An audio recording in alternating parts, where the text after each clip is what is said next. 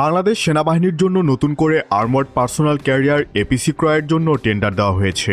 এই উদ্যোগের মূল লক্ষ্য হল সেনা সদস্যদের গতিশীলতা, সুরক্ষা এবং কমান্ড অ্যান্ড কন্ট্রোল সক্ষমতা উল্লেখযোগ্যভাবে বৃদ্ধি করা। তবে এর স্পেসিফিকেশন উল্লেখ করা হয়নি। টেন্ডার অনুযায়ী একাধিক ধরনের এপিসি সংগ্রহের পরিকল্পনা রয়েছে। এর মধ্যে থাকছে স্ট্যান্ডার্ড ট্রুপ ক্যারিয়ার, অ্যাম্বুলেন্স ও medical evacuation vehicle, reconnaissance, command post ও কমিউনিকেশন প্ল্যাটফর্ম।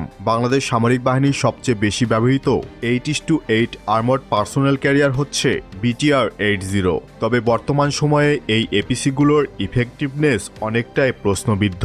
তাই বাংলাদেশকে অতি দ্রুতই 8:8 এপিসি নির্বাচন করতে হবে এবং বাংলাদেশের জন্য সেই এপিসিগুলোতে যেই সুবিধাগুলো থাকা বাঞ্ছনীয়।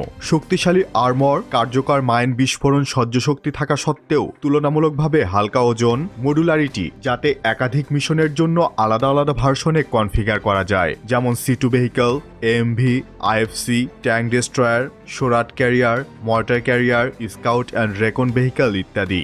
V-shaped hull design, amphibious capability, যা আমাদের জন্য অতীব গুরুত্বপূর্ণ, প্রযুক্তি হস্তান্তর ও আপগ্রেড করার পটেনশিয়াল। এই পয়েন্টগুলো বিবেচনা করলে হাতে গোনা কয়েকটি এপিসি আছে যা আমরা কিনতে পারি। তার মধ্যে সবচেয়ে সম্ভাব্য অপশন হচ্ছে তুরস্কের অটোকারের তৈরি আর্মা 1 অথবা আর্মা 2 এপিসি, কারণ অলরেডি আমরা তুরস্কের অটোকারের তৈরি কোবরা 1, কোবরা 2 ব্যবহার করে আসছি। আনঅফিসিয়াল সূত্র অনুযায়ী বেশ বড় আকারের এপিসি ক্রয় করবে বাংলাদেশ। একবিংশ শতাব্দীর আধুনিক যুদ্ধক্ষেত্রে দ্রুত চলাচলে সক্ষম এবং উচ্চ ক্ষমতা সম্পন্ন সাজোয়াজানের প্রয়োজনীয়তা অপরিসীম। এটি মূলত একটি মডুলার প্ল্যাটফর্ম যা সেনাদলের প্রয়োজন অনুযায়ী বিভিন্ন রূপে ব্যবহার করা যায়। আর্মায়ের স্বাধীন সাসপেনশন সিস্টেম পাথুরে পাহাড় বা কর্দমাক্ত ভূমিতেও দ্রুত চলাচলের নিশ্চয়তা দেয়। এছাড়া এর উভচর বা অ্যাম্ফিবিয়াস ক্ষমতার কারণে এটি নদী বা জলাশয় পার হওয়ার সময় পেছনের প্রোপেলার ব্যবহার করে এটি পানিতেও সচল থাকে।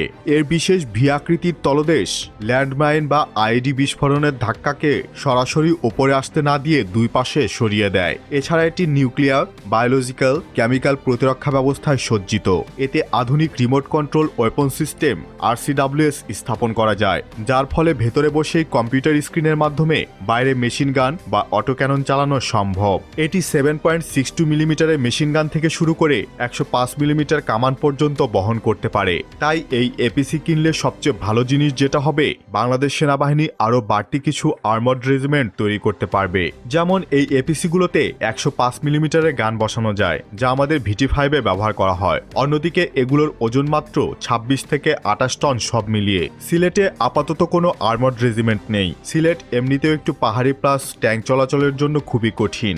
আবার বৃষ্টির সময় যেমন মিঠামইন এলাকা পুরোটাই পানিতে ডুবে যায়, সেখানে এই এপিসিগুলো বেশ কাজের হবে, যেহেতু এগুলো অ্যাম্ফিবিয়াস ভেহিকল। এছাড়াও বরিশাল এবং চট্টগ্রামের পাহাড়ে এগুলো ব্যবহার করা যাবে।